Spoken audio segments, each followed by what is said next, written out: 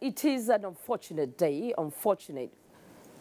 And we can say the same for some of our children and fellow countrymen who are victims of building collapse in Lagos, victims of political violence, communal clashes and plane crash.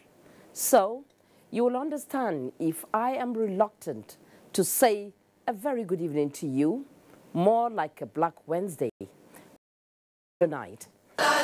Political... It is more emotion. Political development helped matters. We are saying allow the army to stay and finish their job, and that the result should be released. They should not doctor the result. To avoid further crisis in the state, announce the results as they were brought in. That according to it was professional. The International Human Rights Commission has been involved in a number of developmental programs in bridging gaps, particularly in civil and political matters. It is against this background of its credibility that the Independent National Electoral Commission accredited the organization alongside other observers to monitor the conduct of the 2019 general elections in the country. The organization, like other foreign observers, are happy with the exercise and unanimously agreed that the Nigerian army has discharged its duties in a professional manner.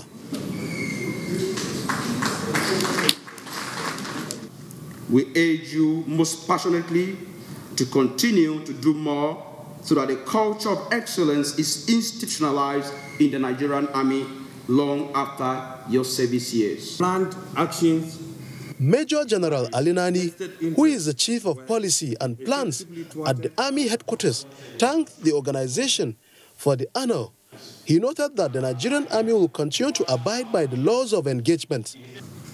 We are therefore happy to see international organizations of repute of this nature applauding our contribution to the growth of democracy in Nigeria. Since inception, the International Human Rights Commission has focused on monitoring and the implementation of the Universal Protocol on Human Rights to ensure that the universal objectives is achieved in line with the Sustainable Development Goals of the United Nations. In Abuja, Francis Form, NTA News. Now, when you hear words such as play out in the political arena and pattern of voting, what readily comes to mind? Elections, right? Well, you are on point. These words, analysts say, played out in the 2019 elections with surprises and interesting issues. But how does this play out for the electorate and consolidation of the nation's political culture? Talatu Ezirike takes it up from here. Since the return to democracy in 1999, Nigerians gear up every 4 years to elect their leaders. The exercise, analysts say, is characterized with irregularities as issues such as rigging, ballot box snatching, godfatherism, vote buying, imposition of candidates and violence were almost the order of the day. But there is a change in the ugly narrative, especially with the play out at the recent election, as the pattern of voting moved from party to individuals in order to advance the nation's democratic culture. It was a positive development because some being political and party leaders, they thought the party was their personal property or their personal estate. So because of greediness and irresponsibility, they lost their estates. Simple adherence to internal democratic processes of getting the people's choice to fly the party, flags, honestly speaking, is a serious problem. Make public offices financially unattractive. First of all, it is only in underdeveloped countries that membership of the legislative houses are full-time business. It is normally part-time, and you only get sitting allowances. For others, the need for restraint on matters that overheat the polity. Politicians don't always adhere to the rules. And if they do that, we are not going to have issues. We're not going to blame INEC for people who are snatching buses. every person, whether it is this candidate E, candidate EB, candidate C, candidate Z, anything that happens in that particular constituency, that particular politician should be held responsible. All right. The way forward, many agreed, is for a collective resolve in building right democratic culture for sustainable development. Talati Ezerike, NTA News. Many thanks, Talatu. Now, post-harvest loss is the worst experience to an average farmer, the losing election to a politician. We'll tell you more about this when we return in just a moment. Stay with us.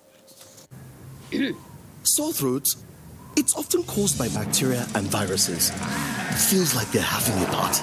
You need Strepsils. It soothes the pain, plus it fights the germs with 2 germ-killing actives.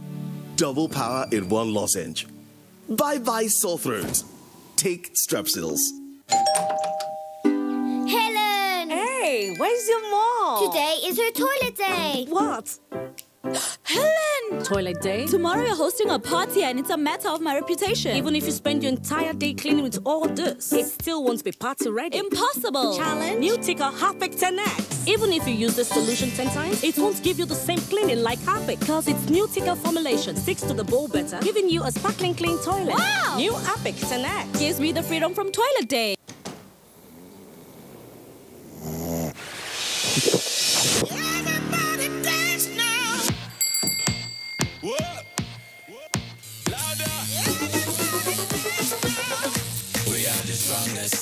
No challenge can stop us, so Lord, and we are the brightest. No darkness can blind us.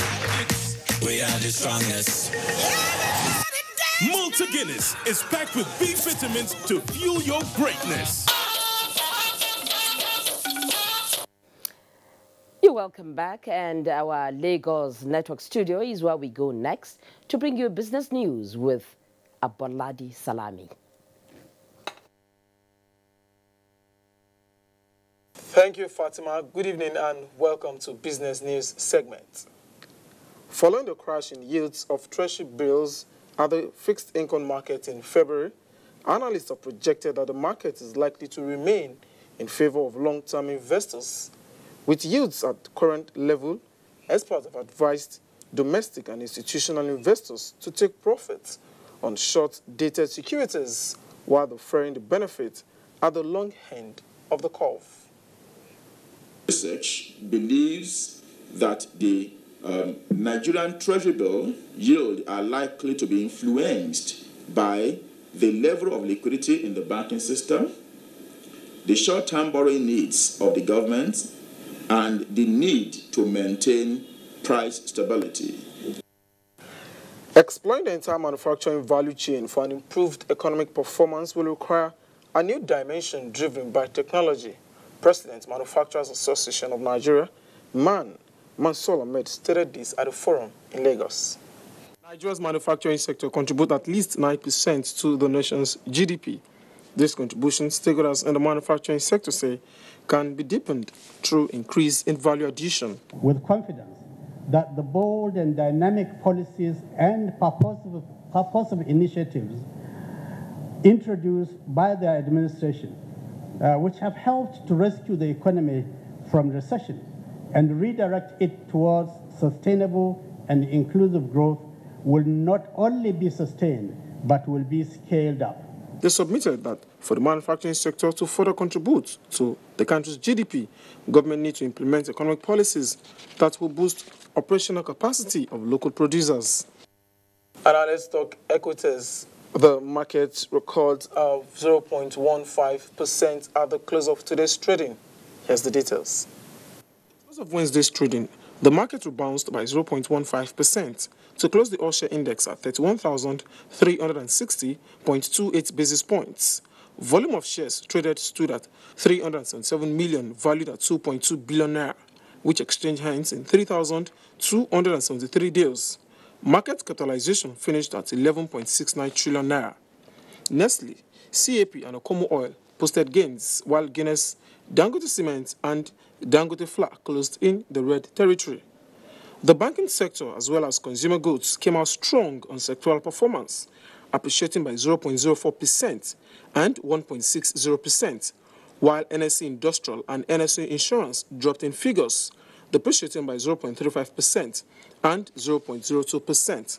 As for the oil and gas sector, its performance on week-to-date closed at 0.36%. And that does it on business news. News Extra continues shortly with Fatima in Abuja. Good evening. Many thanks, Salami. Now, the Buhari Media Organization says the peaceful conduct of the 2019 general elections in Nigeria, in which President Muhammadu Buhari was re-elected, has restored confidence in the Nigerian economy, with foreign direct investment growing and boosting the prospects of the largest economy in Africa. The organization noted that figures collated by its economic team and various credible sources indicate that the $16 billion traditional outflow reported by the Central Bank of Nigeria, CBN, in December 2018 on the eve of the elections has ended, with many of them returning alongside other investors in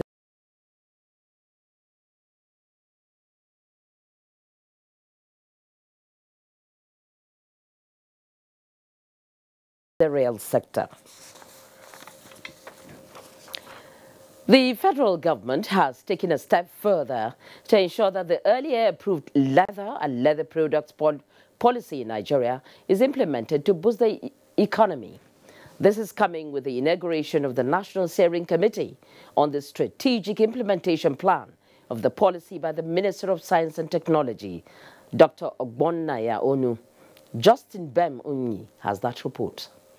More than 10,000 farmers were earmarked for the program under agro-processing productivity enhancement and livelihood improvement support. It was designed to enhance value chain for rice, wheat, and tomato. To achieve this, relevant stakeholders were assembled for cross-fertilization of ideas among participants with a view to equipping farmers with a modern technology in processing farm produce. Cottage processing through reducing post-harvest loss of these three value chain, and that's why we feel it's very important we develop this medium where we can share ideas and then help the unit of appeals on agro-processing through post-harvest loss reduction. As part of the opinion that farmers must key into the new technologies for improved yield and production. Muhammad Rabiu Ali, NTA News. Now, hope rose for Nigeria's water, sanitation and hygiene wash sector when the President Muhammadu Buhari launched a national action plan late last year to turn around the sector. Now, moving a step further, Water Resources Minister Suleiman Adamu says the federal government is now engaging state governments on the need to internalize the program for holistic results. Musbaut Anwahab reports that the minister was speaking in Abuja at a media workshop on the water subsector.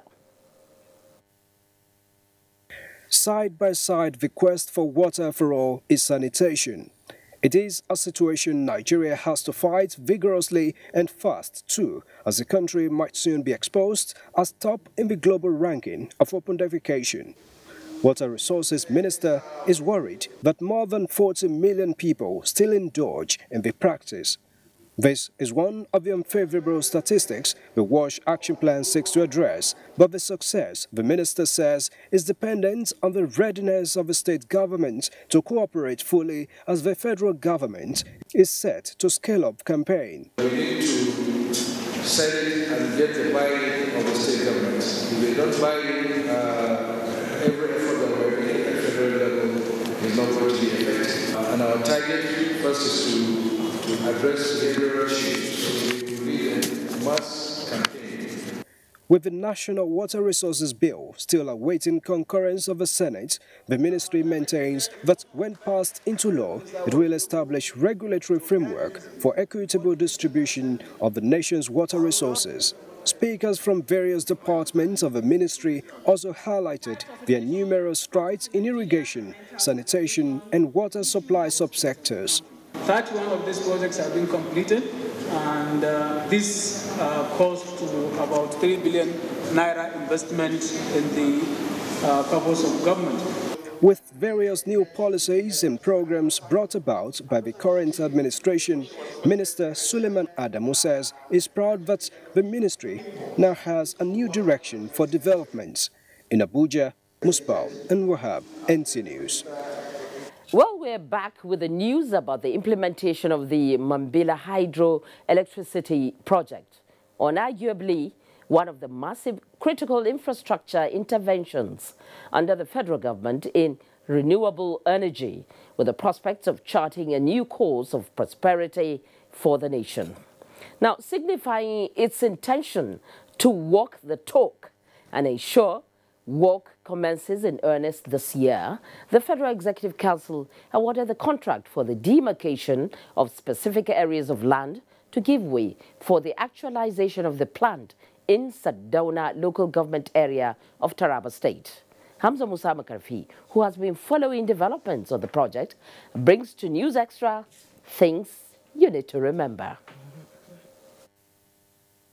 For more than 4 decades, the Mambila project has been on the drawing board, with initial consultancy by Moto Columbus in 1972 and similar ones in 1981, 85 and 2011. It is a new course of prosperity under the Buhari presidency, as the contract with 3 Chinese companies under joint venture undertaking to do the work at the cost of $5.8 billion has since been signed. Out of the total amount, federal government is making available $869 million as 15% of funding, while Chinese Exim Bank and lenders will contribute $4.92 billion. With this expenditure, the expectations is to construct 4 dams with 12 turbines. Each will deliver a little more than 250 megawatts, bringing the total to 3,050. That is the foundation for wealth, for employment, for prosperity. But the power must be evacuated.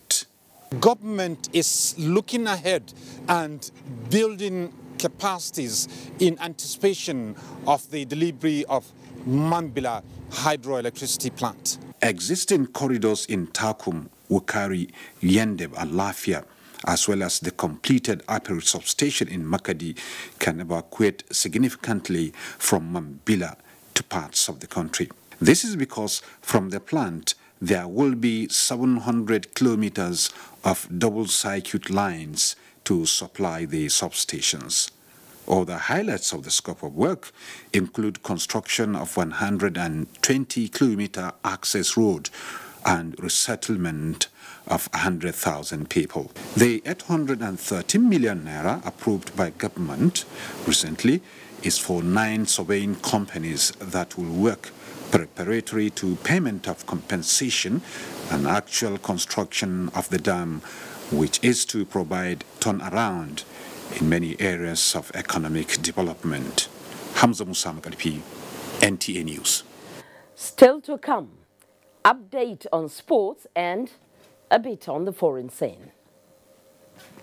Your perfect family is under threat by germs. Infectious diseases are now the world's biggest killer of adults and children. These infectious diseases are caused by germs. They are everywhere. An average human being comes in contact with over 1 million germs daily in unclean water, dirty surfaces, in the toilets, on cuts and wounds, on your clothes. Germs can cause deadly diseases like typhoid, diarrhea, flu, and cough. To protect your family from germs, use the power of Dettol's One Cup Full for surface cleaning in your bathing water, in your laundry water, for first aid to protect your family from up to 100 illness-causing germs. Introducing Dettol Antiseptic Liquid in Sachet for only 40 naira. Endorsed by the Nigerian Medical Association. Good to have you join us again. Now, Yobe State is one of the states with a high rate of renal disorder in Nigeria, with women and children becoming more vulnerable to the scourge.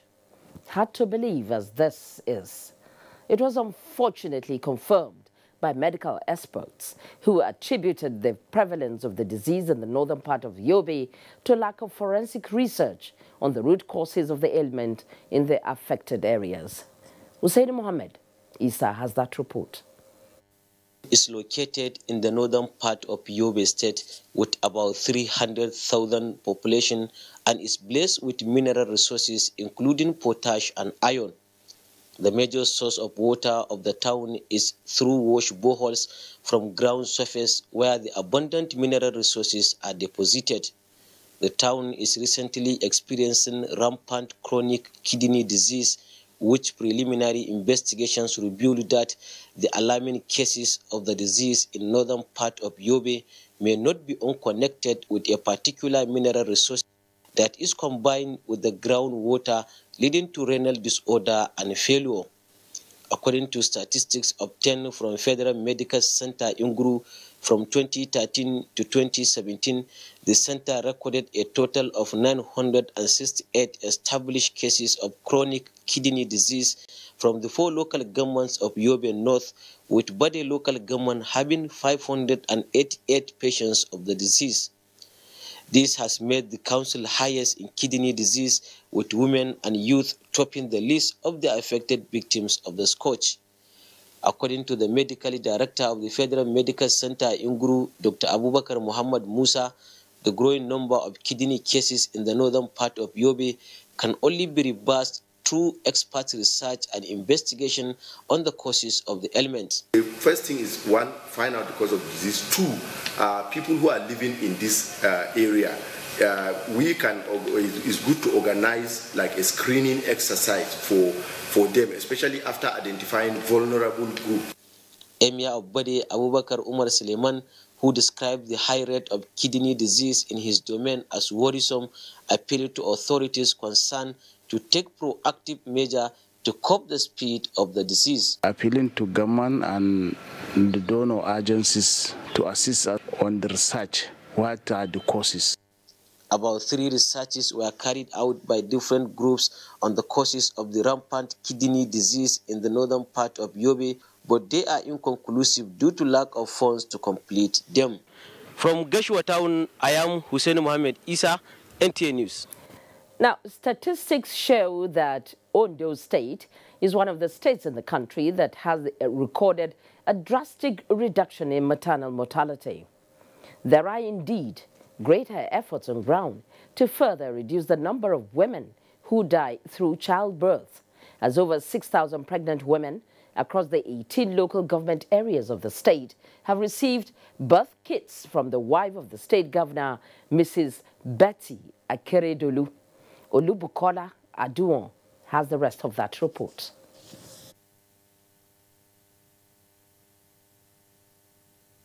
This is Tolulokpa Ojo, a 26-year-old mother of 1 who is also expecting a second child, and what is paramount on her mind is how to get necessary materials for the safe delivery of our baby. Will help me during the delivery. All the children also will be able to meet great people in future. Out of 303,000 women that died globally due to complications of pregnancy and childbirth in 2015, 53,000 of them are Nigerians. Statistics show that Ondo State is one of the states that has been able to reduce maternal mortality ratio by 84.9%. That is from 745 per 100,000 live births in 2009 to 50 per 100,000 live births in 2018. To sustain the tempo, the wife of the Ondo State Governor, Mrs. Betty Akeredolu, used the platform of this year's International Women's Day to attend to some of the core needs of expectant mothers in the state. This kit will help me in delivering my baby, because if I want to buy baby materials now, I will not be able to add this one to it. This kit will help me in a long way, because we thank you so much for this great opportunity given to us. This is where the government comes in and see how we can make pregnancy or maternal care affordable and all the rest of them. So that's my interest. The gesture was also extended to the 18 local government areas of the state. In Akure, Olubukola Aduwo, NTA News. And a bit on sports now. The new office building of the Nigerian Football Federation, NFA, is yet to be occupied, almost 6 years after inauguration in 2013. Amanzi Marcus reports that the non-occupation of the Sunday Dankaro House is beyond money. Lagos remains the first official place associated with football administration in Nigeria, and Market Street on Lagos Island had the first office of the football. Well, it is an unfortunate day, and we can say the same for some of our children and fellow countrymen who are victims of building collapse on politics, economy, area of Lagos. When the National Sports Committee evolved into the National Sports Commission, football administration moved to the National Stadium in Surulere, Lagos, and then to Ogulana Drive within the same area. In 1997, the glass house in Zone 7 area of Abuja became the new home of Nigerian football. And spilled by Inyama, and a goal for Greece! Nigeria's poor performance at the 2010 FIFA World Cup in South Africa meant early exit and excess fund remained, which was used by the Presidential Task Force for the World Cup to construct this new office complex for the Nigeria Football Federation. Built at a cost of about 350 million naira, work was completed in 2013 and inaugurated on 18th July 2013 by then Vice President Mohamed Namadi Sembo on behalf of the former President Goodluck Jonathan. The new office complex of Nigeria Football Federation is named after Sunday Dankaro, chairman of the Nigeria Football Association, when the Green Eagles won the country's first Nations Cup trophy at the National Stadium in Lagos in 1980. How can you be renting a house and a house has been built to you, finished, for the past 6 years? You find it difficult to move into the house. All the furniture that have been imported, I think, arrived. It's just installations and also the security apparatus that will be put in the office. We thought by January, February, would have moved to the new site. But I think very soon you'll see us moving to the new site. And that's all the time we have for News Extra tonight. Do make it a date with us. Same time, same station next week. We'll be here with another interesting package. Until then, on behalf of everyone out here, I thank you for joining us, and I wish you a pleasant night rest.